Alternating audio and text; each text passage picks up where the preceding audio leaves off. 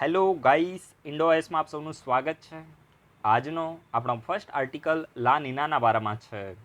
જુઓ, તમે ન્યૂઝમાં ઘણી વખત અલ નીનો અને લા નીના વિશે સાંભળ્યું હશે અને એનસીઆરટી જીસીઆરટીમાં રીડ પણ કર્યું હશે, પરંતુ મેજોરિટી લોકોને આ અલ નીનો અને લા નીના છે શું એના વિશે થોડો ડાઉટ રહેતો હોય છે કે આ અલ નીનો અને લા નીના એ ઇન્ડિયાના મોન્સૂન ઉપર કઈ રીતે ઇમ્પેક્ટ કરે છે. ના સિર્ફ ઇન્ડિયા પરંતુ વિશ્વની જે બીજી કન્ટ્રીઝ છે તો એના જે ખાસ કરીને જે મોન્સૂન છે તો એના ઉપર પણ આની ઇમ્પેક્ટ જોવા મળતી હોય છે. ખાસ કરીને જ્યારે અલ નીનો હોય તો ત્યારે ન્યૂઝ એન્કર એવી રીતે બોલતા હોય છે કે આ વખતે જે ઇન્ડિયાનું મોન્સૂન છે, જે ચોમાસું છે, તો એમાં નેગેટિવ ઇમ્પેક્ટ જોવા મળશે. લા નીનો હોય તો એમ બોલે કે ઇન્ડિયાના મોન્સૂન ઉપર પોઝિટિવ ઇમ્પેક્ટ જોવા મળશે. તો આ કઈ રીતે થાય છે? તો આજે હું આ અલ નીનો અને લા નીના છે શું, તો આના વિશે એકદમ સાદી ભાષામાં હું તમને ઇન્ફોર્મેશન આપવાનું છું. અને આપણી 100% ગેરંટી છે આ વિડીયો જોવાવાળો કોઈ પણ એક પણ માણસ એવો નહીં હોય કે જેને આ કોન્સેપ્ટમાં સમજ નહીં આવે. સમજી ગયા? આપણી એટલી સાદી ભાષામાં આજે આપણે ડિસ્કશન કરવાના છે. કોઈ પણ જાર્ગન છે તો એને આપણે યુઝ કરવાના નથી. તો જસ્ટ આપણે પહેલાં માહોલ બનાવીને ઇન્ફોર્મેશન લઈએ કે આ લા નીના ભાઈ અત્યારે ન્યૂઝમાં કેમ આવ્યા. તો ન્યૂઝમાં આવવાનું કારણ તો એ છે કે જે વર્લ્ડ મેટ્રોલોજીકલ ઓર્ગેનાઇઝેશન છે ને, WMO જેને આપણે શોર્ટમાં કહીએ છીએ, તો એને લેટેસ્ટ જે ગ્લોબલ સિઝનલ અપડેટ છે તો એને અત્યારે રિલીઝ કરી છે. અને આ સિઝનલ અપડેટમાં એવું કહેવામાં આવ્યું છે કે જે ઇક્વિટોરિયલ, સેન્ટ્રલ અને પેસિફિક ઓશન છે, હું તમને મેપમાં ડ્રો કરીને બતાવું છું, ડોન્ટ વરી. જે સેન્ટ્રલ અને પેસિફિક ઓશન છે તો એમાં આ વર્ષે લા નીનાનો વેધર ફિનોમિનન છે તો એ જોવા મળવાનો છે. સમજી ગયા? તો આ પ્રકારની જે અપડેટ છે તો કોના દ્વારા આપવામાં આવી છે? જે વર્લ્ડ મેટ્રોલોજીકલ ઓર્ગેનાઇઝેશન છે તો એના દ્વારા આ પ્રકારની અપડેટ આપવામાં આવી છે કે જે સેન્ટ્રલ અને જે ઈસ્ટર્ન પેસિફિક ઓશન છે તો એમાં લા નીના જોવા મળશે. તો હવે આપણે શું કરીએ? હવે આપણે અલ નીનો અને લા નીના શું છે તો આને હું તમને મેપને ડ્રો કરીને બતાવતો. સમજી ગયા? તો આપણે સૌથી પહેલા આપણે ઇન્ડિયાને શું કરીએ? એક બેઝ તરીકે લઈએ. માની લો કે આ ઇન્ડિયા છે. સમજી ગયા? ઇન્ડિયા છે અને હવે માની લો કે ઇન્ડિયા છે. સમજી ગયા? અને ઇન્ડિયાની નીચે કયો ઓશન છે? તો ઇન્ડિયન ઓશન છે. સમજી ગયા? અને અહીંયા કયો કોન્ટિનેન્ટ છે? તો આફ્રિકન કોન્ટિનેન્ટ છે. જસ્ટ અત્યારે તમારે જસ્ટ ખાલી સમજવાનું છે. અને અહીંયા આપણે સાઉથ ઈસ્ટ એશિયન કન્ટ્રી છે. અને અહીંયા કઈ કન્ટ્રી છે? તો અહીંયા જે કન્ટ્રી છે તો એ સાઉથ અમેરિકન કન્ટ્રી છે. સમજી ગયા? અહીંયા કઈ કન્ટ્રીની કોસ્ટ છે? તો પેરુની કોસ્ટ છે. પછી ઇક્વાડોર આવે છે. સમજી ગયા? તો આ તમારે શું સમજવાનું છે? આને તમારે માનવું છે કે આ જે સાઉથ અમેરિકા છે, સમજી ગયા? આ સાઉથ અમેરિકન કોન્ટિનેન્ટ છે. પછી આ સાઉથ ઈસ્ટ એશિયા છે અને આ આફ્રિકન કોન્ટિનેન્ટ છે અને આપણું ઇન્ડિયા છે. સમજી ગયા? જે સાઉથ એશિયામાં આવે છે. હવે જ્યારે જો મેઇનલી જે અલ નીનો અને લા નીનાની એક્ટિવિટી થાય, વેધર ફિનોમિનન હોય, તો એ મેઇનલી આ પેસિફિક ઓશનમાં આવે છે, જે સેન્ટ્રલ અને ઈસ્ટર્ન પેસિફિક ઓશનમાં આવે છે. સમજી ગયા? તો આ જે એરિયા છે તો એને આપણે શું કહે છે? સેન્ટ્રલ અને ઈસ્ટર્ન પેસિફિક ઓશન કહે છે. જે મેઇનલી જે સાઉથ ઈસ્ટ એશિયા અને સાઉથ અમેરિકન કોન્ટિનેન્ટની વચ્ચેનો જે એરિયા છે તો એને આપણે શું કરીએ? એને આપણે શું કહે છે? ઇક્વિટોરિયલ, સેન્ટ્રલ અને ઈસ્ટર્ન પેસિફિક ઓશન એને આપણે કહીએ છીએ. હવે મેઇનલી આમાં થાય છે શું? માની લો કે આ ઇન્ડિયા છે, એક વખત ફરીથી દોરું છું, બરાબર છે? અને અહીંયા આફ્રિકન કોન્ટિનેન્ટ છે, અહીંયા સાઉથ ઈસ્ટ એશિયા છે અને અહીંયા શું છે? જે સાઉથ અમેરિકન કોન્ટિનેન્ટ છે. તો જ્યારે જો આમ નોર્મલી કેવું હોય, જ્યારે નોર્મલ યરની અંદર શું હોય કે અહીંયા જે પાણીનું જે ટેમ્પરેચર હોય, અહીંયા જે સી સરફેસ ટેમ્પરેચર હોય એ નોર્મલ રહેતું હોય છે. સમજી ગયા? જસ્ટ તમારે શું સમજવાનું છે કે જ્યારે એકદમ નોર્મલ કન્ડિશન હોય તો ત્યારે સી સરફેસ જે ટેમ્પરેચર છે તો એ કેવું રહેતું હોય છે? ટેમ્પરેચર એટલે તાપમાન. સમજી ગયા? જે પાણીનું તાપમાન છે, દરિયાના પાણીનું જે તાપમાન છે એ નોર્મલ રહેતું હોય છે આ એરિયાની અંદર. સમજી ગયા? પરંતુ જ્યારે અલ નીનો હોય, અત્યારે હું તમને કયું કોન્સેપ્ટ સમજાવું છું? અલ નીનો સમજાવું છું. જ્યારે અલ નીનો હોય તો ત્યારે અહીંયા જે પેરુની કોસ્ટ છે તો ત્યાં પાણી શું થઈ જાય છે? પાણી ગરમ થઈ જાય છે. સમજી ગયા? જે પેરુની કોસ્ટ છે, જે ખાસ કરીને જે સાઉથ અમેરિકન કોન્ટિનેન્ટ છે, સમજી ગયા? તો એની ખાસ કરીને વેસ્ટર્ન સાઇડ, સમજી ગયા? એટલે કે જે ઈસ્ટર્ન પેસિફિક ઓશન છે, આને આપણે શું કહીએ? ઈસ્ટર્ન પેસિફિક ઓશન કહીએ. સમજી ગયા? કારણ કે તમે જ્યારે ગ્લોબમાં જોશો તો આ જે એરિયા છે તો ઈસ્ટર્ન પેસિફિક ઓશનમાં આવે છે. સમજી ગયા? તો એના હિસાબથી આ જે પેરુની કોસ્ટ છે તો ત્યાં પાણી ગરમ થઈ જાય છે. નોર્મલ યરમાં કેવું હોય છે? ઠંડુ પાણી હોય છે, એકદમ નોર્મલ પાણી હોય છે. પરંતુ જ્યારે અલ નીનો હોય તો ત્યારે શું થાય? પેરુની કોસ્ટ ઉપર પાણી ગરમ થઈ જાય છે. સમજી ગયા? અને જ્યારે કોઈ પણ જગ્યાએ પાણી ગરમ થાય તો એનો મતલબ શું થાય? ત્યાં લો પ્રેશર ક્રિએટ થાય. સમજી ગયા? જીઓગ્રાફીનો કોન્સેપ્ટ છે, જ્યારે પણ પાણી ગરમ થઈ જાય તો ત્યાં શું ક્રિએટ થાય? લો પ્રેશર ક્રિએટ થાય. અને જ્યારે આ પેરુની કોસ્ટ ઉપર લો પ્રેશર ક્રિએટ થાય છે તો એના હિસાબથી શું થાય છે કે આ બાજુથી જે વિન્ડ છે, જે હવા છે, જો એક હવાનો રૂલ હોય, જે એર હોય ને, વિન્ડનો રૂલ હોય કે હંમેશા હાઈ પ્રેશરથી લો પ્રેશર તરફ જાય. સમજી ગયા? જીઓગ્રાફીનો કોન્સેપ્ટ છે, તમે એનસીઆરટીમાં દરેક લોકોએ સાંભળ્યું હશે. અને ના તમને ખબર હોય, જસ્ટ ખાલી અત્યારે તમે અન્ડરસ્ટેન્ડ કરવાની કોશિશ કરજો કે જે એર છે હંમેશા હાઈ પ્રેશરથી લો પ્રેશર તરફ જાય છે. સમજી ગયા? તો અહીંયા અત્યારે જે પેરુની કોસ્ટ છે, જે એને આપણે શું કહે છે? જે ઈસ્ટર્ન પેસિફિક ઓશન છે તો ત્યાં શું થાય છે, અહીંયા ગરમ પાણી થયું તો લો પ્રેશર ક્રિએટ થયું, અલ નિનોની વાત છે. તો લો પ્રેશર જ્યારે અહીંયા ક્રિએટ થાય તો જે ખાસ કરીને જે સાઉથ ઇસ્ટ એશિયા છે એના સિવાય જે ઇન્ડિયન સબકોન્ટિનેન્ટ છે તો ત્યાંથી જે હાઈ પ્રેશરની વિન્ડ હોય તો એ શું કરે છે, એ અહીંયા ઈસ્ટર્ન પેસિફિક ઓશન તરફ ફ્લો કરે છે. સમજી ગયા? તો જ્યારે હવા દરિયાની ઉપર ચાલતી હોય તો એની સાથે શું લઈને જાય, મોઇસ્ચર લઈને જાય. સમજી ગયા? મોઇસ્ચર એટલે તમે સમજી શકો ને, મોઇસ્ચરનો ગુજરાતી શબ્દ તમે શોધી લેજો. ખાસ કરીને જ્યારે પણ હવા છે તો એ હાઈ પ્રેશર તરફથી લો પ્રેશર તરફ જાય તો સમુદ્ર ઉપરથી જવાની તો ઓબ્વિયસલી એ મોઇસ્ચર લઈને જાય. જ્યારે મોઇસ્ચર લઈને જાય પછી એ શું કરે છે, આ જે લો પ્રેશરનો એરિયા હોય તો એને ફિલ કરે છે. સમજી ગયા? લો પ્રેશરનો એરિયા હાઈ પ્રેશરની જે એર છે તો લો પ્રેશરનો જે એરિયા છે તો એને આ હાઈ પ્રેશરની એર એને શું કરે છે, ફિલ કરવાની કોશિશ કરે છે. અને પછી આ જે વિન્ડ પોતાની સાથે મોઇસ્ચર લઈને આવે એ અહીંયા શું કરે છે, અહીંયા રેનફોલ કરી દે છે. સમજી ગયા? અને એના હિસાબથી જે રેનફોલ અહીંયા થવાનો હતો એ હવે ક્યાં થાય છે, એ રેનફોલ છે તો એ ખાસ કરીને જે પેરુની કોસ્ટ છે તો ત્યાં રેનફોલ થઈ જાય છે. સમજી ગયા? તો અલ નિનો છે, અલ નિનો તો એ કોની માટે પોઝિટિવ છે, તો એ અલ નિનો એ પેરુની કોસ્ટ છે, એના સિવાય જે ખાસ કરીને જે સાઉથ અમેરિકન કોન્ટિનેન્ટની જે વેસ્ટર્ન કોસ્ટ ઉપર જે કન્ટ્રીઝ આવી છે, સમજી ગયા, તો એની માટે પોઝિટિવ છે. પરંતુ જે ઇન્ડિયન સબકોન્ટિનેન્ટ છે તો એની માટે પોઝિટિવ નથી, ઇન્ડિયા માટે પોઝિટિવ નથી. કારણ કે જે રેનફોલ છે તો એ વિન્ડ શું કરે છે, ઇન્ડિયન સબકોન્ટિનેન્ટથી આ બાજુ ફ્લો કરવા લાગે છે. કઈ બાજુ? તો ખાસ કરીને જે ઈસ્ટર્ન પેસિફિક ઓશન છે તો એ તરફ જે રેનફોલ છે તો જે વિન્ડ છે તો એ ફ્લો કરવા લાગે છે. અને એના હિસાબથી જે વરસાદ ઇન્ડિયામાં થવાનો હતો, એ હવે ક્યાં થાય છે, તો એ ખાસ કરીને અહીંયા જે પેરુની કોસ્ટ છે તો ત્યાં વરસાદ થાય છે. સમજી ગયા?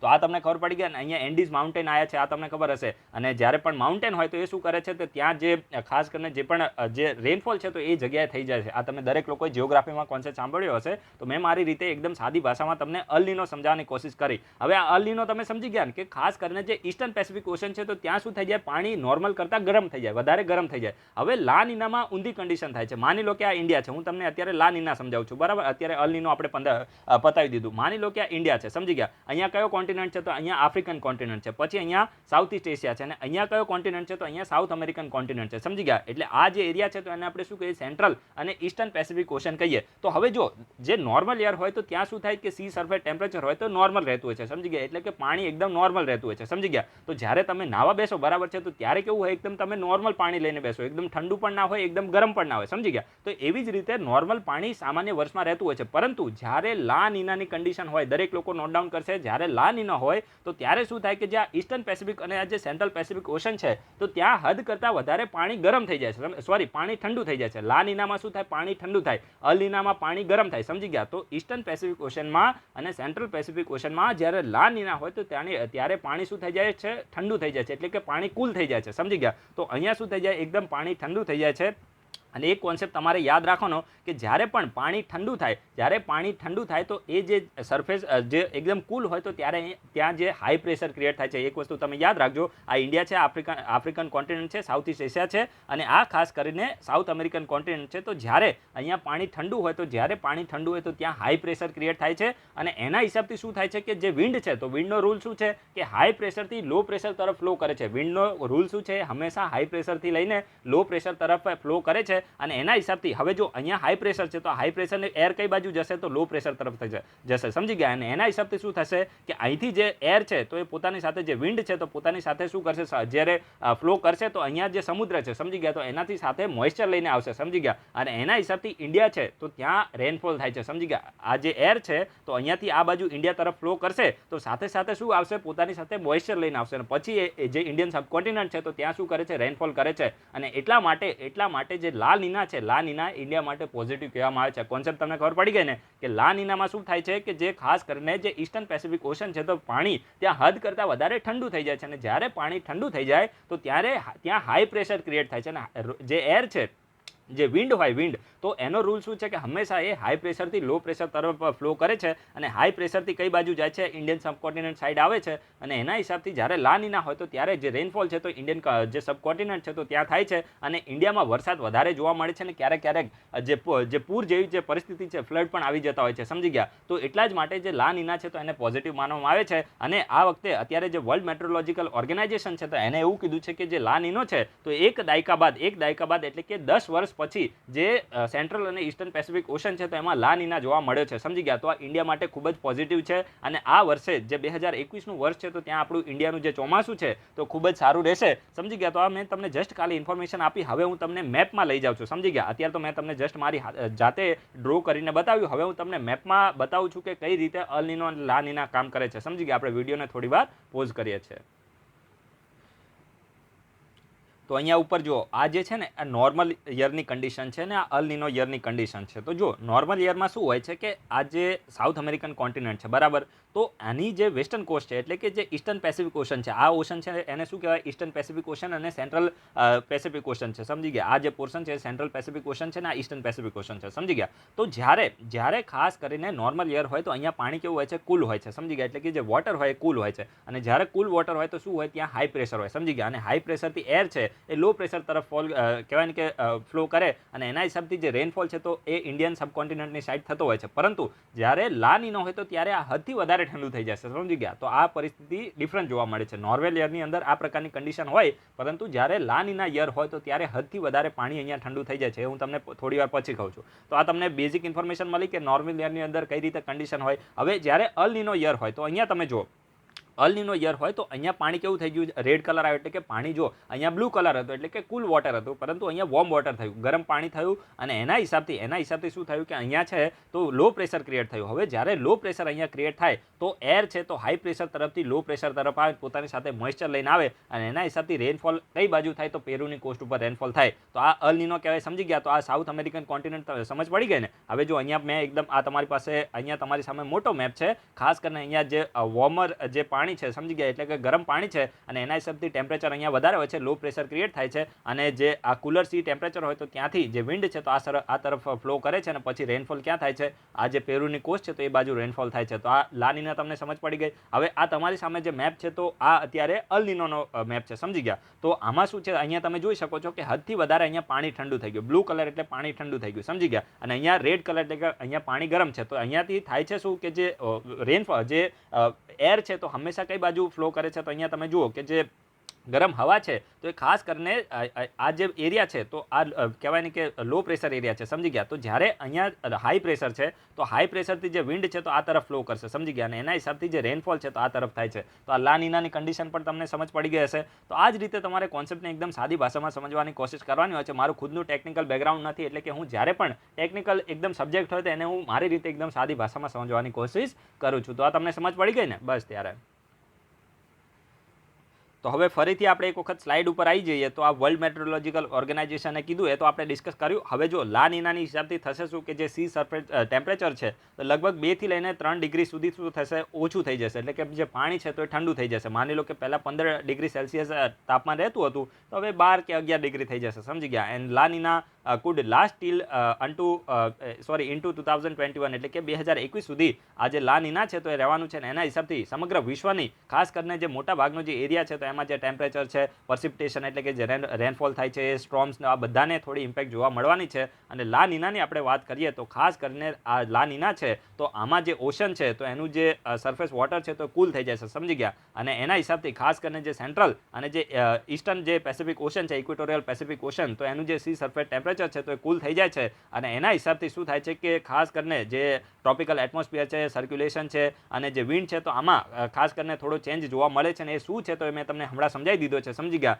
And it has opposite impact on the weather and the climate as El Nino. તો આ તો મેં તમને પહેલાં કીધું ને કે અલ નીનોમાં શું થાય છે કે અલ નીનોમાં જે ઈસ્ટર્ન પેસિફિક ઓશન છે તો એમાં પાણી ગરમ થાય છે અને લા નીનામાં શું થાય છે, ઠંડુ થાય છે. અને પછી જે ઇમ્પેક્ટ શું હોય છે તો મેં તમને પહેલાં ઓલરેડી સમજાવી દીધું છે, સમજી ગયા. હવે જો અલ નીનો છે તો આનો મતલબ શું થાય છે, અલ નીનો છે તો એનો સ્પેનિશ ભાષામાં લિટલ બોય અથવા તો ક્રિસ ચાઇલ્ડ આવો આનો મતલબ થાય છે, સમજી ગયા. તો આ પણ તમારે યાદ રાખવાનું છે. અને જે લા નીના છે તો એનો સ્પેનિશ ભાષામાં લિટલ ગર્લ આનો મતલબ થાય છે, સમજી ગયા. તો આ પણ તમારે યાદ રાખવાનું છે. કદાચ તમને ક્યારેક મતલબ પણ પૂછી લેવામાં આવે તો અલ નીનોનો મિનિંગ થાય છે લિટલ બોય અને જે લા નીના છે તો એનો મિનિંગ થાય છે લિટલ ગર્લ. તો પૂરો આપણે કોન્સેપ્ટ આજે અલ નીનો અને લા નીના વિશે સમજી લીધો છે. આશા રાખું છું કે તમને એમાં મજા આવી હશે. અને હવે હું તમને આની સાથે જ એક આવી જ ઇવેન્ટ હું તમને પૂછું છું, what is Indian ocean dipole, બરાબર છે. આવી જ એક ઇવેન્ટ છે પરંતુ ઇન્ડિયન ઓશનમાં સીમિત છે. દરેક દરેક લોકો આના વિશે સર્ચ કરીને આ વિડીયોના કમેન્ટ બોક્સમાં ઇન્ડિયન ઓશન ડાયપોલના વિશે આન્સર આપવાની કોશિશ કરે. યુપીએસસી આના વિશે પ્રિલિમ એક્ઝામમાં ક્વેશ્ચન પૂછેલો છે. હવે જો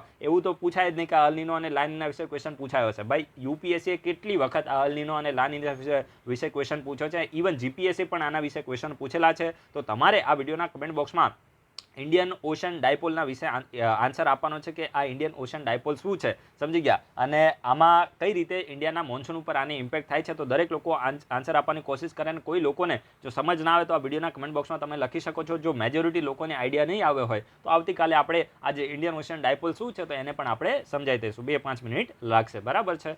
તો દરેક લોકો આન્સર આપવાની કોશિશ કરજો. એના પછી જે નેક્સ્ટ આર્ટિકલ છે તો તે મિશન સાગર 2ના બારામાં છે. હવે જો મે-જૂન મહિનામાં આપણી જે સરકાર છે, ઇન્ડિયન ગવર્મેન્ટ છે, તો એના દ્વારા મિશન સાગર છે તો એને ચલાવવામાં આવ્યું હતું. તો અત્યારે મિશન સાગર 2 છે તો એનું સેકન્ડ વર્ઝન છે, સમજી ગયા. પેલા મોબાઈલમાં વર્ઝન આવે ને, સમજી ગયા. તો એવી જ રીતે આ મિશન સાગર 2 છે તો એનું સેકન્ડ વર્ઝન ઇન્ડિયન ગવર્મેન્ટ દ્વારા લોન્ચ કરવામાં આવ્યું છે. તો એકદમ સાદી ભાષામાં તમને કહું તો આ મિશન સાગર છે શું, તો ખાસ કરીને ઇન્ડિયા શું કરે છે કે ઇન્ડિયાની જે પણ ફ્રેન્ડલી કન્ટ્રીઝ છે, ખાસ કરીને જે ઇન્ડિયન ઓશનની આપણી વાત કરીએ તો મેજોરિટી આ સાગરનું ફૂલ ફોર્મ શું થાય છે, securities and growth for all in the region. આ પ્રધાનમંત્રીનું એક વિઝન છે, સમજી ગયા.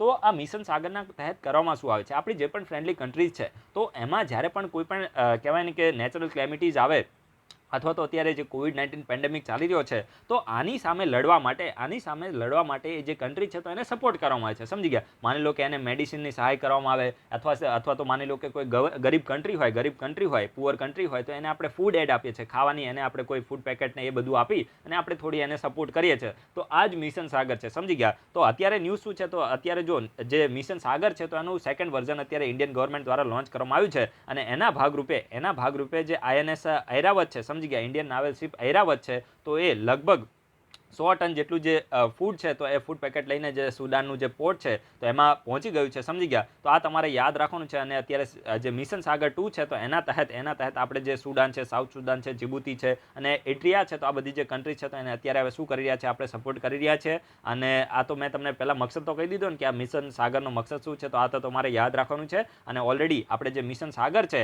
તો એના તહેત જે મે અને જૂન મહિનો છે તો એમાં જે મોલદીવ્સ છે, સેશલ્સ છે, મોરેશિયસ છે, મેડાગાસ્કર છે, કોમોરોસ છે અને જે આઇલેન્ડ કન્ટ્રીઝ છે તો એને જે મેડિસિન અને જે ફૂડ સહાય છે તો ઓલરેડી આપણે આપેલી છે. હવે ઇન્ડિયા અને ચાઇના છે તો એની અંદર આટલો જ ફરક છે, સમજી ગયા. આપણે માણસાઈમાં બિલીવ કરીએ છીએ, સમજી ગયા. જે ગરીબ લોકોની જે પેટની જે ભૂખ છે તો એને આપણે મટાવવામાં માનીએ છીએ. પેલો શું કરે છે, ખાલી ચેક આપીને પેલા પોતાના પૈસાની દાદાગીરી બતાવે છે, સમજી ગયા. પણ એનું વધારે ચાલવાનું નથી. તમે ખાલી જુઓ એનો અંત કેવો આવે છે. તો આ ઇન્ડિયાની જે આપણી કલ્ચર જ એ છે, આપણી જે સંસ્કૃતિ જે છે કે ભાઈ આપણે છે ને એ લોકોનું હ્યુમેનિટીમાં વધારે માનીએ છીએ, સમજી ગયા. પેલા ભાઈ શું કે ભગવાનમાં માનતા નથી અને ઈશ્વર અલ્લાહ એમને કંઈ એવી પડી નથી એટલે કોઈનો ડર રહ્યો નથી, સમજી ગયા. પણ ઇન્ડિયામાં આટલો ફરક છે. તો ચલો આના વિશે મેં તમને ઇન્ફોર્મેશન આપીને. હવે એક ઓપરેશન સમુદ્ર મૈત્રી પણ હતું, બરાબર છે, ઓપરેશન સમુદ્ર મૈત્રી. તો આ ઓપરેશન સમુદ્ર મૈત્રી શું છે, આ દરેક લોકો વિડીયોના કમેન્ટ બોક્સમાં આના વિશે આન્સર આપવાની કોશિશ કરે. જીપીએસસી આના વિશે ક્વેશ્ચન પૂછેલો છે. આમ તો જૂનો ક્વેશ્ચન છે પણ થોડું રિવિઝન કરી દો તો વધારે સારું, કારણ કે યુપીએસસી છે ને હવે 2 થી લઈને 3 વર્ષના કરંટ અફેર્સ પૂછવા લાગે છે. હવે એનો મતલબ એ નથી કે તમે 2 વર્ષના કરંટ અફેર્સ તૈયાર કરો, એની માટે આપણે બેઠા છીએ, સમજી ગયા. એ અમારું કામ છે. અહીંયા ક્વેશ્ચન હું તમને પૂછીશ અને તમારું સાથે રિવિઝન થતું રહેશે. તો તમારે જીપીએસસીમાં તો નહીં આવે ઓપરેશન સમુદ્ર મૈત્રી, આના વિશે જીપીએસસીમાં ક્વેશ્ચન નહીં આવે કારણ કે 2018નો ટોપિક છે, પણ યુપીએસસીમાં આવી શકે, સમજી ગયા. તો એવી જ રીતે હું અત્યારે જસ્ટ ખાલી લિંક કરીને તમારું રિવિઝન કરાવું છું.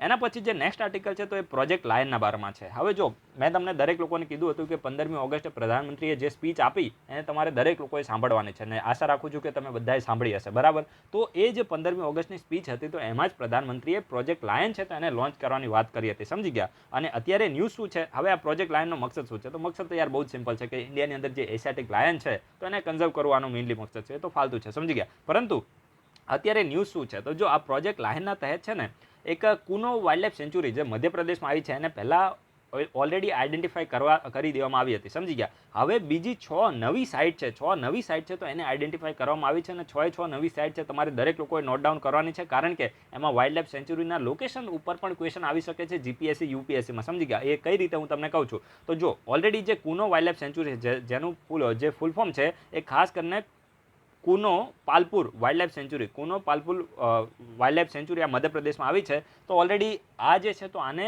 પ્રોજેક્ટ લાયનના તહેત આઈડેન્ટિફાઈ કરી દેવામાં આવી હતી, પરંતુ હવે 6 નવી સાઇટ છે તો એને પ્રોજેક્ટ લાયનના તહેત આઈડેન્ટિફાઈ કરવામાં આવી છે. હવે આની પાછળનું રીઝન શું છે હું તમને કહું છું, થોડી વાર જસ્ટ ખાલી વેઇટ કરજો. હવે 6 સાઇટ કઈ છે તમે નોટ ડાઉન કરી દો. પહેલી છે માધવ નેશનલ પાર્ક તો આ કઈ જગ્યાએ છે? મધ્યપ્રદેશમાં. હવે જો આ રીતે પણ તમને ક્વેશ્ચન આવી જાય કે માધવ નેશનલ પાર્ક ન્યૂઝમાં હતું તો આ કયા સ્ટેટમાં છે? તો મધ્યપ્રદેશમાં છે. તમને ખબર પડી ગઈ. એના પછી સીતા માતા વાઇલ્ડલાઇફ સેન્ચુરી. હવે જો આ રીતે પણ ક્વેશ્ચન આવે ને, સીતા માતા વાઇલ્ડલાઇફ સેન્ચુરી કયા સ્ટેટમાં છે? તો રાજસ્થાનમાં છે. પછી મુકુંદરા હિલ ટાઈગર રિઝર્વ. તો આ મુકુંદરા હિલ ટાઈગર રિઝર્વ ક્યાં છે? તો રાજસ્થાનમાં છે. જસ્ટ વેટ ફોર અ વાલ. આ ચાલુ છે ને? ઓકે. આ મુકુંદરા હિલ ટાઈગર રિઝર્વ તો આ કઈ જગ્યાએ છે? તો રાજસ્થાનમાં. પછી ગાંધી સાગર વાઇલ્ડલાઇફ સેન્ચુરી તો આ કઈ જગ્યાએ છે? તો મધ્યપ્રદેશમાં. આ બધાને પ્રોજેક્ટ લાઇનના તહેત આઈડેન્ટિફાઈ કરવામાં આવે છે ભાઈ, સમજી ગયા. અને પછી નેક્સ્ટ છે કુંભલગઢ વાઇલ્ડલાઇફ સેન્ચુરી. તો આ પણ ક્યાં છે? રાજસ્થાનમાં છે. કુંભલગઢ વાઇલ્ડલાઇફ સેન્ચુરી તો આ રાજસ્થાનમાં છે. ને હવે આપણું જે ગુજરાત છે તો એની એક વાઇલ્ડલાઇફ સેન્ચુરી છે જેનું નામ છે જેશોર બલારામ અંબાજી વાઇલ્ડલાઇફ સેન્ચુરી. અને એનો જે એડજોઇનિંગ લેન્ડસ્કેપ છે તો આ ગુજરાતમાં આવ્યો છે. તો આને પણ આઈડેન્ટિફાઈ કરવામાં આવે છે. 6 તમારે લખી દેવાની છે. હવે માની લો કે પ્રોજેક્ટ લાઇનના તહેત કઈ સાઇટ આઈડેન્ટિફાઈ કરવામાં આવી તમને 3-4 સાઇટ આપીને પછી તમને 1 2 3 2 3 4 આવી રીતે આપી દે તો એ રીતે તમને ખબર હોવી જોઈએ, સમજી ગયા. ક્વેશ્ચન કોઈ પણ રીતે ફોર્મ થઈ શકે છે. હવે જો સૌથી પહેલાં 1995થી લઈને ખાસ કરીને જે લાયન છે તો એની માટે એક ઓલ્ટરનેટ સાઇટ છે તો એને આઈડેન્ટિફાઈ કરવા માટેની ડિસ્કશન ચાલી રહી છે. હવે તમને ખબર છે કે ઇન્ડિયાની અંદર જે લાયન છે તો આપણું જે ગુજરાત છે, સમજી ગયા, તો સોરઠની ધરતીમાં ખાસ કરીને જે ગીર નેશનલ પાર્ક છે તો એની અંદર જ એશિયાટિક લાયન કન્ફાઇન છે, સમજી ગયા. બાકી ઇન્ડિયાની અંદર કોઈ પણ જગ્યાએ નથી. પરંતુ આ થોડું રિસ્કી છે. રિસ્કી શા માટે છે? માની લો કે ભવિષ્યની અંદર આજથી થોડા મહિના કે આપણે એ રીતે કહી શકીએ, વર્ષ કહી શકીએ, તો ત્યારે ત્યાં છે ને કેનાઇન ડિસ્ટેમ્પર વાયરસ છે તો એ જોવા મળ્યો હતો. અને એનાથી ઘણા બધા જે સિંહો છે, જે લાયન છે તો એની ડેથ થઈ હતી, સમજી ગયા. તો આ થોડું રિસ્કી છે. માની લો કે કોઈ વાયરસ અથવા તો કોઈ રોગચાળો ફાટી નીકળે તો અને એના હિસાબથી માની લો કે બધા જે લાયન છે તો એની ડેથ થઈ જાય તો ત્યારે આપણે શું કરીએ, સમજી ગયા. તો એના હિસાબથી સરકાર છે તો એને થોડું ધ્યાનમાં લઈને સરકારે નવી જે સાઇટ છે કે ભાઈ એશિયાટિક લાયનને આપણે બીજી કઈ જગ્યાએ રાખી શકીએ તો એ માટે નવી સાઇટ છે તો એને સરકારે આઈડેન્ટિફાઈ કરવાનું શરૂ કર્યું હતું, સમજી ગયા. અને સુપ્રીમ કોર્ટે આની માટે સરકારને ઓર્ડર પણ આપ્યો હતો, ભાઈ તમે કંઈક આની માટે સ્ટેપ લો, સમજી ગયા. તો પછી સરકારે આ માટે જે કુનો વાઇલ્ડલાઇફ સેન્ચુરી છે તો એને આઈડેન્ટિફાઈ કરી હતી. તો આ પણ તમારે યાદ રાખવાનું છે. તો આ નીડ ફોર રીલોકેશન, તો આ મેં તમને કીધું ને, તો રીલોકેશનનું મતલબ એનો મકસદ તો એ છે કે ભાઈ જે ગીરની અંદર જે એશિયાટિક લાયન જોવા મળે છે તો એમાં જેનેટિક ડાયવર્સિટી બહુ ઓછી જોવા મળે છે, સમજી ગયા. ફક્ત ખાલી એશિયાટિક લાયન જ જોવા મળે છે. આફ્રિકન લાયન પણ હોય છે, સમજી ગયા. તો ફક્ત ખાલી એશિયાટિક લાયન જ જોવા મળે છે. અને એના હિસાબથી આમનો જે માની લો કે ભવિષ્યની અંદર કોઈ રોગચાળો ક્યાં કંઈ ફાટી નીકળે તો આમના જે અસ્તિત્વ છે તો એના પર ખતરો જે છે તો ક્રિએટ થઈ શકે છે. એના સિવાય જે ગુજરાત છે તો એની અંદર જે એશિયાટિક લાયન છે તો એનો એરિયા કેટલો છે, સમજી ગયા. તો લગભગ 30,000 સ્ક્વેર કિલોમીટર છે. તો આ જે એરિયા એશિયાટિક લાયન માટે છે અને આને આપણે શું કહે છે, ઇમ્પોર્ટન્ટ છે. આને શોર્ટમાં ઓલ કહેવાય છે, પરંતુ આને full form Asiatic lion landscape તરીકે ઓળખવામાં આવે છે. તો એશિયાટિક લાયન લેન્ડસ્કેપ ગુજરાત છે તો એની અંદર 30,000 સ્ક્વેર કિલોમીટરનો છે. અને 2013માં પણ સુપ્રીમ કોર્ટે સરકારને જે ગુજરાત સરકાર છે તો એને ડાયરેક્ટ કર્યું હતું કે ભાઈ તમે આ જે એશિયાટિક લાયન છે તો એને કુનો વાઇલ્ડલાઇફ સેન્ચુરી છે તો એમાં તમે શું કરો, એને રીલોકેટ કરો. પરંતુ ગુજરાત સરકાર છે તો થોડી આમાં હાનાકાની કરી રહી છે. હવે રીઝન તો કહેવાય ને કે આ ગુજરાતની એક પ્રાઇડ જેવું છે, સમજી ગયા. જે એશિયાટિક લાયન છે તો ગુજરાતની પ્રાઇડ જેવું છે. એના સિવાય ઘણા બધા જે ટુરિસ્ટ છે તો એ પણ એશિયાટિક લાયનને જોવા માટે આવે છે. તો ટુરિઝમની ઇન્કમ છે તો એ પણ સરકારને થાય છે, સમજી ગયા. તો સરકાર ક્યારે પણ કહેવાય ને કે પોતાની ઇન્કમ જે છે તો જતી કરવા માંગતી નથી. પરંતુ ભાઈ જો સિંહને બચાવવા હોય તો આ પ્રકારનું થોડી ઇન્કમ છે તો એને જતી પણ કરવી પડશે. તો આ રૂપાણી સાહેબને થોડું વિચારવું પણ જોઈએ. હવે આ એશિયાટિક લાયન છે તો એના વિશે આપણે ઇન્ફોર્મેશન લઈએ. તો આયુષ્યનમાં કઈ કેટેગરીમાં આવે છે? તો એન્ડેન્જર્ડ. દરેક લોકો નોટ ડાઉન કરશે. એશિયાટિક લાયન છે તો આયુષ્યનમાં એન્ડેન્જર્ડ કેટેગરીમાં આવે છે. અને ઇન્ડિયાની અંદર ફક્ત ને ફક્ત આપણું જે ગુજરાત છે તો એમાં જે ગીર નેશનલ પાર્ક છે તો એની અંદર જ આ રિસ્ટ્રિક્ટેડ છે. તો આ બેઝિક ઇન્ફોર્મેશન દરેક લોકોને મળી ગઈ ને. હવે ચલો આની સાથે હું તમને લિંક કરીને બે એકદમ એનિમલ બહુ જ સારા એવા છે એની જે યુપીએસસીના ફેવરેટ છે એના ઉપર હું તમને ક્વેશ્ચન પૂછું છું. નીલગિરી તાહાર વિશે તમે ઇન્ફોર્મેશન આપો કે આ નીલગિરી તાહાર છે તો કયા સ્ટેટ અથવા તો સ્ટેટ્સની અંદર જોવા મળે છે. એના સિવાય એનું આયુષ્યન સ્ટેટસ શું છે. પછી વાઇલ્ડલાઇફ પ્રોટેક્શન એક્ટ છે તો એમાં કયા શેડ્યુલમાં છે આ તમને ખબર હોવી જોઈએ. તો બેઝિક જે ઇન્ફોર્મેશન છે નીલગિરી તાહાર વિશે આપો. વધારે પડતું આના સાયન્ટિફિક નેમના બધું ફાલતુ આપવાની જરૂર નથી. જસ્ટ ખાલી એક્ઝામના પોઈન્ટ ઓફ વ્યૂ જે રેલેવન્ટ હોય, જ્યાંથી પ્રિલિમમાં ક્વેશ્ચન બની જાય આ રીતે તમારે નીલગિરી તાહારનું રિવિઝન કરવાનું છે. એના સિવાય જે ગોલ્ડન લંગૂર છે આ પણ યુપીએસસીનું ફેવરેટ છે. આના વિશે યુપીએસસીમાં ક્વેશ્ચન આવેલો છે. તો ગોલ્ડન લંગૂર વિશે ઇન્ફોર્મેશન આપો કે ગોલ્ડન લંગૂર એ શું ફક્ત ઇન્ડિયામાં જોવા મળે છે કે બીજા કોઈ કન્ટ્રીમાં જોવા મળે છે, સમજી ગયા. પછી ગોલ્ડન લંગૂર છે તો આયુષ્યનમાં કઈ કેટેગરીમાં છે, વાઇલ્ડલાઇફ પ્રોટેક્શન એક્ટમાં કયા શેડ્યુલમાં છે, સમજી ગયા. અને ઇન્ડિયામાં કયા સ્ટેટની અંદર જોવા મળે છે. તો આ તમારે આ વિડીયોના કમેન્ટ બોક્સમાં કહેવાનું છે, સમજી ગયા. એના પછી જે નેક્સ્ટ આર્ટિકલ છે તો તે અર્બન મોબિલિટી ઇન્ડિયા કોન્ફરન્સના બારામાં છે. જો રિસન્ટલી છે ને 13મી, દરેક લોકો નોટ ડાઉન કરશે કઈ અર્બન મોબિલિટી ઇન્ડિયા કોન્ફરન્સ હતી, તો 13મી અર્બન મોબિલિટી ઇન્ડિયા કોન્ફરન્સ છે. તો એને ઓર્ગેનાઇઝ કરવામાં આવી હતી કોના દ્વારા, તો union ministry of housing and urban affairs. દરેક લોકો નોટ ડાઉન કરશે આ અર્બન મોબિલિટી ઇન્ડિયા કોન્ફરન્સ એ કોના દ્વારા ઓર્ગેનાઇઝ કરવામાં આવી હતી, તો મિનિસ્ટ્રી ઓફ હાઉસિંગ અને અર્બન અફેર્સ દ્વારા આ જે કોન્ફરન્સ છે તો એને ઓર્ગેનાઇઝ કરવામાં આવી હતી. તો આ તમે દરેક લોકો આને નોટ ડાઉન કરજો. અને આ વખતે જે કોન્ફરન્સ છે તો વિડીયો કોન્ફરન્સિંગથી થઈ છે. હવે આ તો બધાને ખબર છે કોવિડ-19 ચાલી રહ્યો છે, સમજી ગયા. તો જુઓ, ખાસ કરીને આપણી એક નેશનલ અર્બન ટ્રાન્સપોર્ટ પોલિસી છે. National urban transport policy. આ મોબિલિટી એટલે શું થાય સમજી ગયો? મોબિલિટી એટલે તમે સમજી શકો ને, મોબિલિટી એટલે ટ્રાન્સપોર્ટ જ થાય, એક જગ્યાએથી બીજી જગ્યાએ જવું, સમજી ગયા. આપણે મોબાઈલ કહીએ ને કે મતલબ એક જગ્યાએથી બીજી જગ્યાએ જવું, સમજી ગયા. તો જે મોબિલિટી છે તો આની માટેની એક પોલિસી છે. કઈ છે? 2006ની પોલિસી છે, જે ministry of housing and urban affairs દ્વારા લાવવામાં આવી હતી, જેનું નામ છે નેશનલ અર્બન ટ્રાન્સપોર્ટ પોલિસી. તો આ નેશનલ અર્બન ટ્રાન્સપોર્ટ પોલિસીના ભાગરૂપે જ આ અર્બન મોબિલિટી ઇન્ડિયા જે કોન્ફરન્સ છે તો એને મિનિસ્ટ્રી ઓફ હાઉસિંગ દ્વારા ઓર્ગેનાઇઝ કરવામાં આવે છે, સમજી ગયા. તો આ પણ તમારે યાદ રાખવાનું છે કે આ પોલિસી જે 2006ની NUTP પોલિસી છે તો એના જ ભાગરૂપે આ કોન્ફરન્સને ઓર્ગેનાઇઝ કરવામાં આવે છે. અને 2020માં 13મી કોન્ફરન્સ હેલ્ડ થઈ છે. અને આમાં કરવામાં શું આવે છે? તો કરવામાં તો બહુ સિમ્પલ છે કે જે ખાસ કરીને જે અર્બન એરિયામાં જે પણ બ્યુરોક્રેટ હોય, સમજી ગયા, જેવી રીતે માની લો કે જે અમદાવાદના મ્યુનિસિપલ કમિશનર હોય, તો આ બધા જે બ્યુરોક્રેટ હોય તો એ લોકોને આ કોન્ફરન્સમાં એમને બોલાવવામાં આવે છે. અને પછી વિશ્વની અંદર જે અર્બન મેનેજમેન્ટ માટે જે પણ સારી એવી પ્રેક્ટિસ, જે બેસ્ટ પ્રેક્ટિસ ફોલો કરવામાં આવતી હોય તો એના વિશે ઇન્ફોર્મેશન આપવામાં આવે છે કે તમે પાડાની જેમ બેસી ના રહો અને કંઈક તમે પણ આ લોકોની જેમ કામ કરો, બરાબર છે. તો એ રીતે આ લોકોને મોટિવેશન આપવામાં આવે છે અને મોટી મોટી વાતો કરવામાં આવે છે જ્યાંથી કોઈ ક્વેશ્ચન ના બને. અને થીમ શું છે? બરાબર છે, આ વર્ષની થીમ આ ઇમ્પોર્ટન્ટ છે ભાઈ. દરેક લોકો નોટ ડાઉન કરશે emerging trends in urban mobility. દરેક લોકો નોટ ડાઉન કરશે emerging trend in urban mobility. આ વર્ષની જે અર્બન મોબિલિટી ઇન્ડિયા જે કોન્ફરન્સ છે તો એની થીમ હતી. દરેક લોકો આને નોટ ડાઉન કરી દેશે.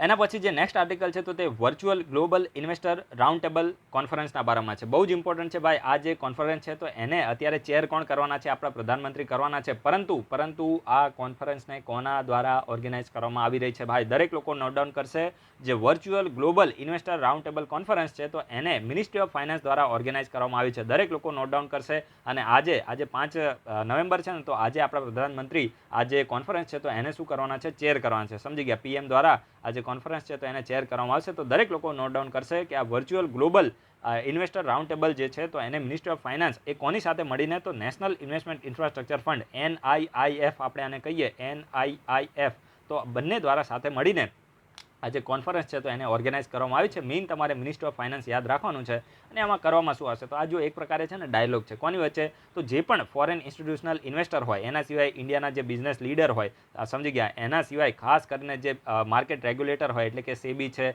એના સિવાય IRDA છે, તો આ બધા માર્કેટ રેગ્યુલેટર કહેવાય. RBI તો માર્કેટ રેગ્યુલેટર છે, સમજી ગયા. બેન્કિંગ સેક્ટરમાં રેગ્યુલેટ કોણ કરે છે? RBI. પછી જે સેકન્ડરી માર્કેટ છે તો એમાં SEBI હોય છે. પછી પેન્શનમાં PFRDO હોય છે, સમજી ગયા. પછી ઇન્સ્યોરન્સમાં IRDAI છે. તો આવી રીતે જે માર્કેટના રેગ્યુલેટર છે તો આ બધા, એના સિવાય જે ગવર્મેન્ટના જે હાઈ લેવલના જે ડિસિઝન મેકર હોય, જેવી રીતે PM છે, ફાઇનાન્સ મિનિસ્ટર છે, તો આ બધા વચ્ચે એક ડાયલોગ છે, સમજી ગયા. તો અહીંયા મોટી મોટી વાતો કરવામાં આવશે. જસ્ટ એટલું તમે યાદ રાખજો કે આ virtual global investor round table કોના દ્વારા ઓર્ગેનાઇઝ કરવામાં આવી છે? તો ministry of finance A national investment infrastructure fund સાથે મળીને અને ઓર્ગેનાઇઝ કરી છે. એના પછી જે નેક્સ્ટ આર્ટિકલ છે તો તે ખૂબ જ ઇમ્પોર્ટન્ટ છે. આર્ટ એન્ડ કલ્ચરમાં ડાયરેક્ટ ક્વેશ્ચન બનવાનો છે. એક જ લાઇનમાં તમારે છે ને યાદ રાખવાનું છે. અત્યારે ન્યૂઝ સાના બારામાં છે?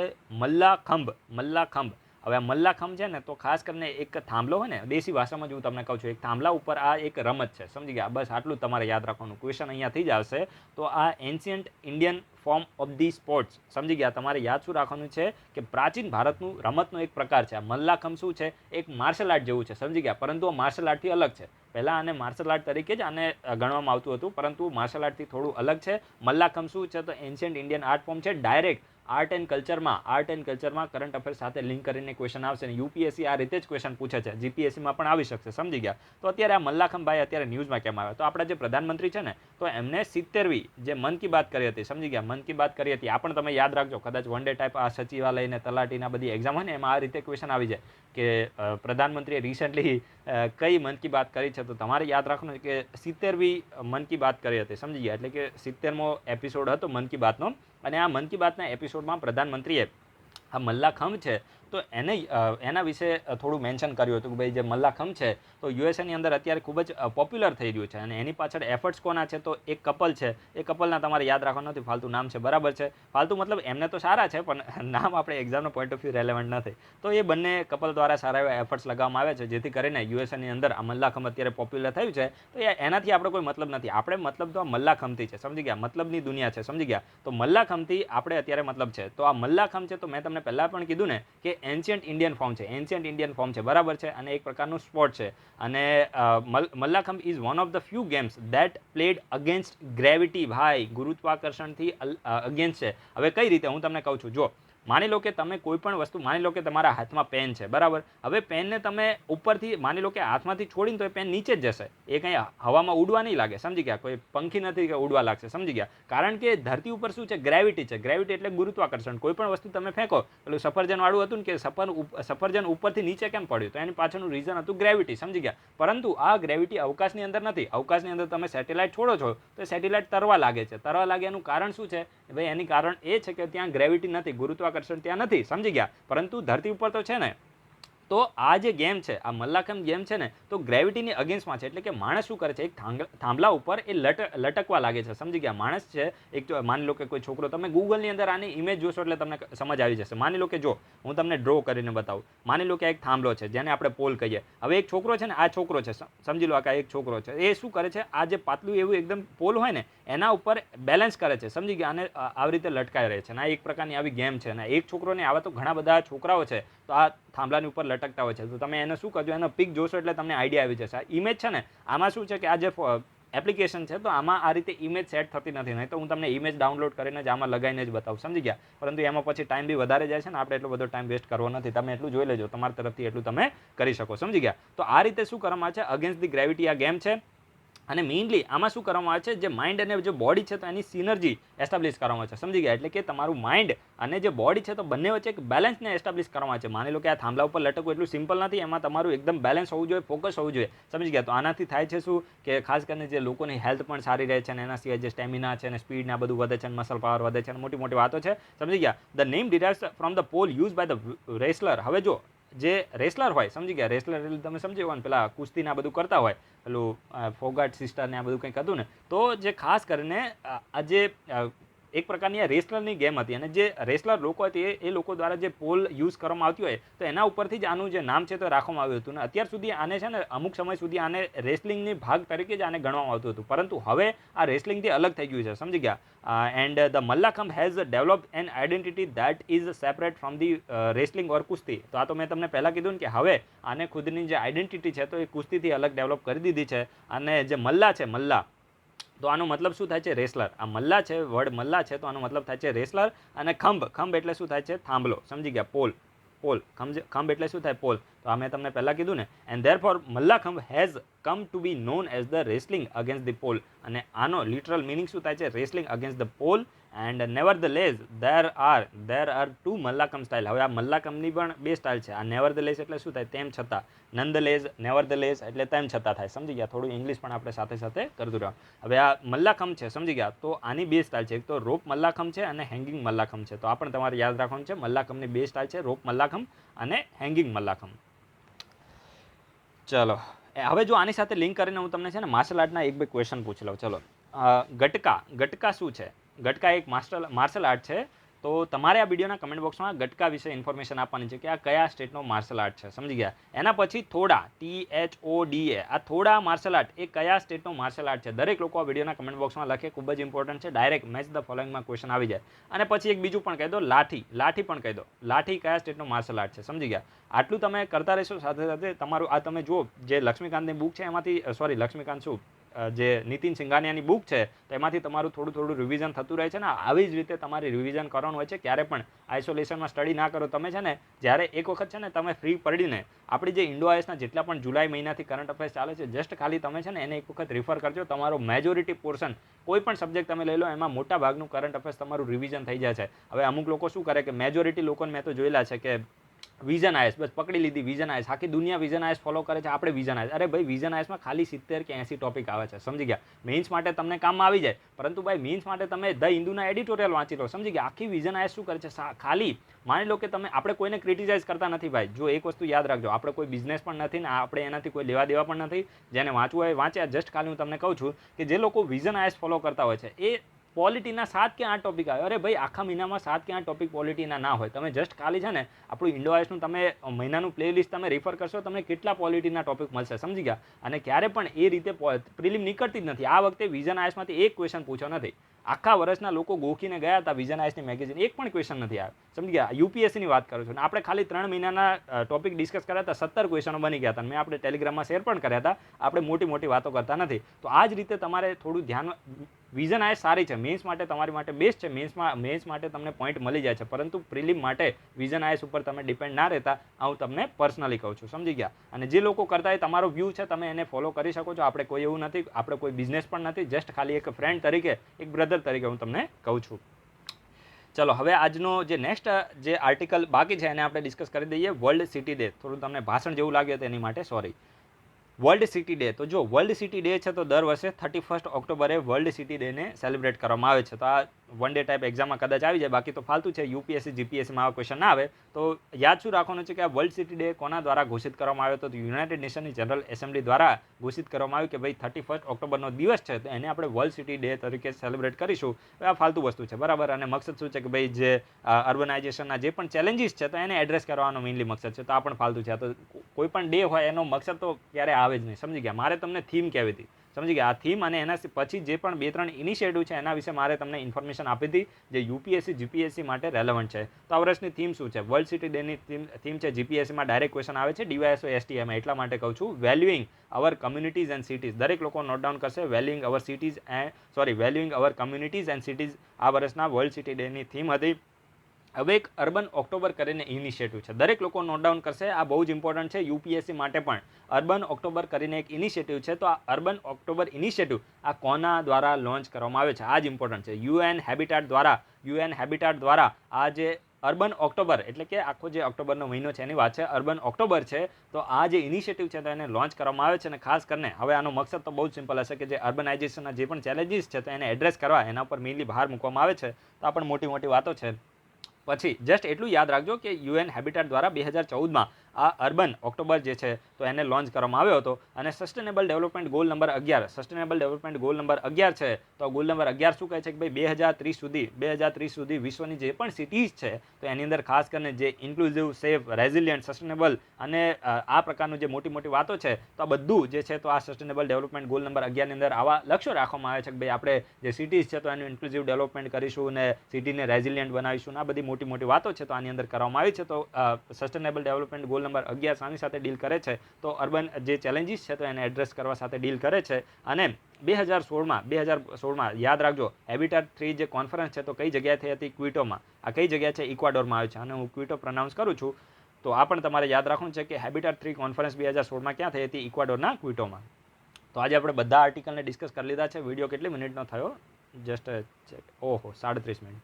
સો ગાઈઝ વિડીયો તો થોડો લાંબો થઈ ગયો છે. જ્યારે પણ વિડીયો લાંબો લાગે ત્યારે તમારે સ્પીડને વધારી દેવાની, બરાબર. 2ની સ્પીડ કરી દો, 1.5 1.75 કરી દો. એ રીતે તમારે મેનેજ કરી લેવાનું. બાકી અમુક લોકો એ રીતે બોલે કે ભાઈ ધીમે તમે બોલવાનું રાખો. ભાઈ ધીમે બોલીશ ને તો 1 કલાક થશે ને મને ક્યારે પણ પોસાતું નથી. પોસાવું ઇન ધ સેન્સ પૈસાની ટર્મમાં નહીં, મનીની ટર્મમાં નહીં, ટાઈમની ટર્મમાં, બરાબર છે. તો એ રીતે તમારે તમારી જાતે થોડું મેનેજ કરવાનું છે. અને યુપીએસસી જીપીએસસીનો વિદ્યાર્થી હંમેશા જિંદગીમાં મેનેજ કરતા જાણતો હોય તો એટલું તમારા તરફથી કરી દેવાનું છે. જે પણ ક્વેશ્ચન પૂછવામાં આવે દરેક લોકો આન્સર આપજો ને. અત્યારે સારા એવા નવા લોકો આન્સર આપી રહ્યા છે. જુઓ એક વસ્તુ થઈ કે સ્પીપાની એક્ઝામ પછી છે ને, સ્પીપાની એક્ઝામ પછી મેજોરિટી જૂના લોકો, અમુક લોકો તો આન્સર આપે છે જે રીતે નિસર્ગ છે, માનસી છે, એના પછી કહેવાય ને કે નિસર્ગ, માનસી છે અને એક બે બીજા પણ લોકો જે નૈના ચૌધરી આ બધા લોકો આન્સર આપી રહ્યા છે. બાકી બધા મોટાભાગના લોકો ગાયબ થઈ ગયા છે. હવે આ થોડું કહેવાય ને કે નેગેટિવ ઇમ્પેક્ટ કહેવાય ને કે સ્પીપાની એક્ઝામ કહેવાય. કારણ કે હવે તમે માની લો કે સ્પીપાની એક્ઝામથી જ આવી રીતે તમે ગીવ અપ કરી દો તો પછી યુપીએસસીમાં તો શું થાય? સ્પીપા તો યુપીએસસીમાં સામે કશું જ ના કહેવાય, 10% પણ ના કહેવાય, સમજી ગયા. યુપીએસસીની એક્ઝામ સામે સ્પીપા કશું ના કહેવાય. હવે માની લો કે આ લોકોએ સ્પીપાની એક્ઝામ પછી ગીવ અપ કરી દીધું તો આ લોકો જે યુપીએસસીની એક્ઝામ માટે ડિઝર્વ ના કરી શકે, સમજી ગયા. તો તમારે જે લોકો અત્યારે આન્સર આપી રહ્યા છે તમારે શું કરવાનું છે? કન્ટિન્યુટી રાખવાની છે ભાઈ. સક્સેસ અને ફેલિયર તો આવતા જ રહેશે ભાઈ, સક્સેસ અને ફેલિયર તો જીવનનો ભાગ છે, અને આવી રીતે તમે ચાલુ ફાલતુ સ્પીપાની એક્ઝામથી તમે ગીવઅપ કરી દો તો પછી પતી ગયું, તો પછી તૈયારી જ ના કરાય, એની કરતાં કામ ધંધો કરાય, સમજી ગયા, અને મા બાપને હેલ્પ કરાય. તો આ તમને કડવા થોડા શબ્દો લાખ્યા હશે, પરંતુ જે લોકો આને પોઝિટિવ લેશે એ લોકો આગળ વધી જશે. તો જે લોકો આન્સર આપી રહ્યા છે ડેલી આન્સર આપવાની કોશિશ કરો, અધરવાઇઝ પ્રિપેરેશન કરવાનું બંધ કરી દો. બરાબર છે, કારણ કે ભાઈ આ સક્સેસ અને ફેલિયર તો આવતા જ રહેવાના. 3 સ્ટેજની એક્ઝામ છે. એક સ્ટેજમાં તમે પાસ થાવ, પછી બીજું સ્ટેજ આવે, બીજામાં કદાચ રૂકી જાવ તો ત્રીજું આવે, સમજી ગયા. તો આ રીતે થાય, અને સક્સેસ તો તમને મળે જ તે. જે લોકો તમે એફર્ટ્સ લગાવે ક્યારેય ફેલ જતા નથી, પરંતુ એફર્ટ્સ લગાવવા પડે. આવી રીતે ગીવ અપ કરી દો. લગભગ છે ને ડેલી 60 લોકો આન્સર આપતા હતા સ્પીપાની એક્ઝામ પહેલાં. હવે સ્પીપાની એક્ઝામ પછી 60માંથી અત્યારે 10 લોકો જ માંડ આન્સર આપે છે. નવા લોકો ઘણા આન્સર આપે છે, જૂના લોકોની વાત છે. તો બાકીના 50એ ગીવ અપ કરી દીધું એવું આપણને લાગી રહ્યું છે. વોટ એવર, ચલો એ તો એમની લાઈફ છે. હવે આપણે આપણા તરફથી કામ કરી રહ્યા છે. સો ગાઈઝ, બીજા લોકો આન્સર આપતા રહેજો, આ બધું ચાલુ રહેશે. So guys, thanks for watching. તમારા બધાનો દિવસ શુભ જાય.